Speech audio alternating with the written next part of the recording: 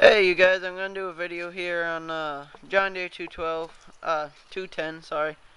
Gonna do a cold start on it, seeing as Jet 62095. I think that's it. He's got the cold start weekend going. So I'll do a cold start on it one last time before I actually leaves. Here you go. If I could put it in neutral.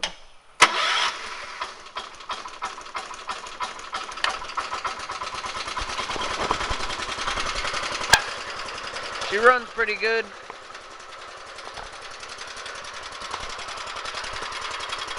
It's about 75 out, and garage has been open all day, so not really a problem starting it. See, it does smoke a little though. You see that? I can't really see it.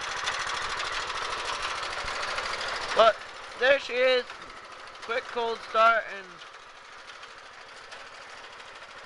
talk to you guys later. Bye.